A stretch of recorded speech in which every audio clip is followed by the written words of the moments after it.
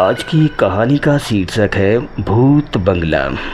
शाम के 8 ही बजे थे, लेकिन ऐसा लग रहा था कि आज की रात कभी ख़त्म नहीं होगी। जंगल के बीचों बीच एक सुनसान बंगले में एक एक पल काटना मुश्किल हो रहा था। राजेश ने ऐसी रात कभी नहीं काटी थी। ना बिजली ना बिछावन। बाहर भयानक बारिश हो रही थी। रह रहकर बिजली चमक उठती थी और हवा तेज हो चुकी थी। अचानक एक तेज हवा का झोंका आया और मोमबत्ती ने अपना दम तोड़ दिया।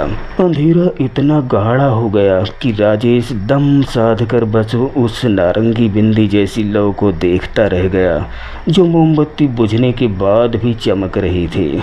मोमबत्ती का गंदा धुआं कमरे में भर गया था। अब अचानक से छन छन छन की आवाज़ आने लगी।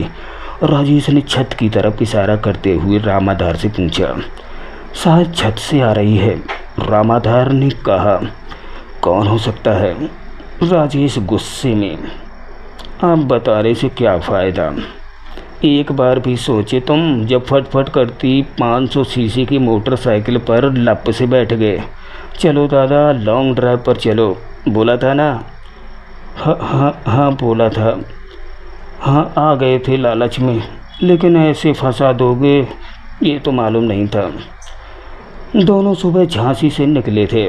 खजुराहो से ठीक पहले बमीठा मोड़ के पास चाय पीते वक्त अचानक राजेश का मूड बदल गया था। ए बब्बू, छोड़ खजुराहो, चल जंगल देखते हैं। क्या राजेश भाई, अचानक से ही प्लान बदल दिए? बमीठा मोड़ से दाहिने मुड़कर करीब 25 किलोमीटर टूटी फूटी सड़क पर चलकर उनकी मोटरसाइकिल जब अन्ना टाइगर रिजर्व के गेट के सामने पहुंची, तब तक उसका गेट बंद हो चुका था और आसमान बादल से घिर चुका था। और अभी जंगल के बीचों बीच एक अंधेरे कमरे में टिके थे। माचिस दो, राजेश से चिढ़कर कहा। मेज पर है। रामाधार मेज की तरफ गया तो वो ठिठक गया। उसने राजेश को इशारा किया। खिड़की से एक साया साफ साफ दिख रहा था, लेकिन जैसे ही पलक झपकाई साया गायब। क्या क्या क्या हो सकता है? रामाधार ने घबराते हुए पूछा। राजेश ने कहा, भूत भूत हो सकता है। चौकीदार ने कहा तो था कि यहाँ भूत भी रहते हैं। बाहर बारिश और तेज हो गई थी। रात और भयानक हो गई थी। तभी दरवाजे पर किसी के आने की आहट सुनाई दी। राजेश की अचानक नज़र बगल की खिड़की पर पड़ी। सफ़ेद लिबास में कोई खड़ा था। अंधेरे के कारण कुछ साफ नहीं दिख रहा था। दोनों डर के कारण सिमट कर बैठ गए। पलक झपकते ही दरवाजे से फिर से ठक की आवाज़ सुनाई दी। राजेश ने दरवाजे की झर्री से झांक कर देखा तो वही साया था।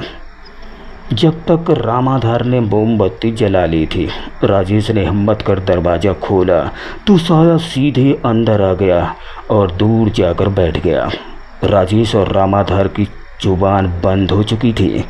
साया का चेहरा साफ नहीं दिख रहा था। रामाधार उसके पैर देखने की कोशिश कर रहा था कि तभी मोमबत्ती गिरकर बुझ गई। अब चारों तरफ अंधेरा हो चुका था।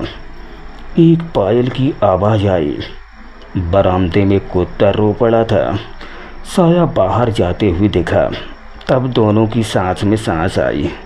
अब दोनों वहीं पड़े टूटे बेड के नीचे सो गए।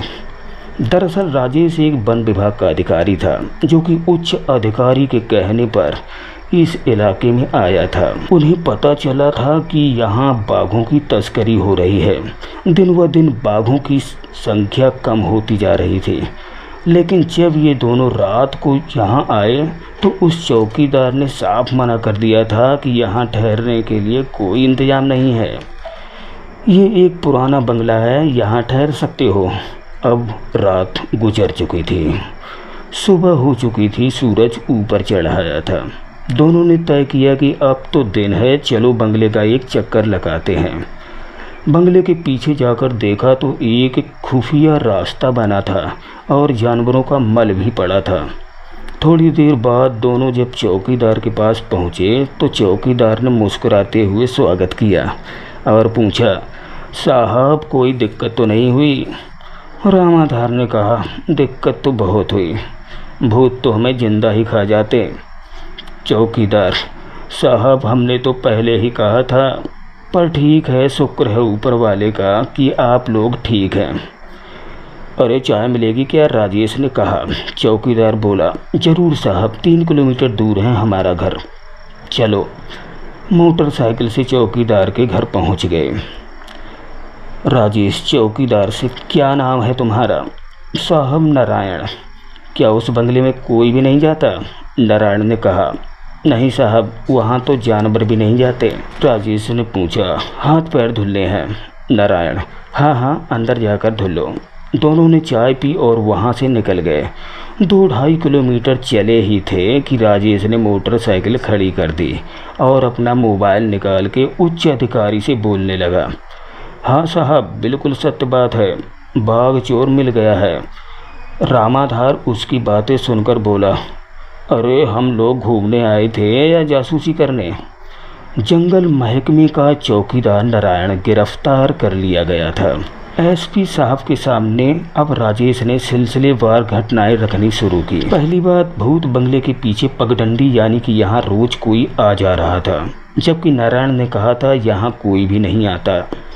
अहाते में गोबर मिलने से पता चल रहा था कि यहाँ मवेशी भी रखे जा रहे थे। एसपी साहब बोले, पर इससे बाघों के गायब होने का क्या संबंध है? राजेश, बमीठा मोड़ पर ही इनपुट मिले थे कि नारायण ही एक ऐसा व्यक्ति है जो हर महीने 3 या 4 भैंस खरीदता है, पर उसके यहाँ तो अभी भी 3 ही भैंस हैं, तो बाकी कहाँ गईं? नारायण इन मवेशियों की बाघों के चारों के रूप में इस्तेमाल करता था। इन मवेशियों को जहर देकर वहाँ बांध आता था। इस जहर खुरानी से बाघ मर जाते थे और फिर नारायण इनके दांत, खाल, हड्डी सब बेच देता था। और हाँ, जो रात में भूत घसाया था वो भूत नहीं, नारायण की बेटी थी। जो उसने कपड़े पहने थे वो कपड़े आंगन में सूख रहे थे। जब मैं अंदर पैर धुलने गया था तब मेरी नज़र उस पर पड़ी थी। ये सभी को डरा देते, जिससे कोई भी अधिकारी जाने से डरता था। ये लोगों को डरा देते और अपना धंधा मस्त चलाते रहते। सबूत के तौर पर बाघ के 10-12 दांत नारायण के यहाँ मिले थे। इन सबूतों से अब पक्का हो गया था कि नारायण ही बाघों की तस्करी करता है। बस यही थी आज की कहानी। ऐसे ही और कहानियों के लिए प्लीज़ हमारे चैनल को विजिट करें। और हाँ, कहानी पसंद आई हो तो प्लीज़ वीडियो को लाइक कर हमारे चैनल को भी सब्सक्राइब कर लें। जय हिंद दोस्तों।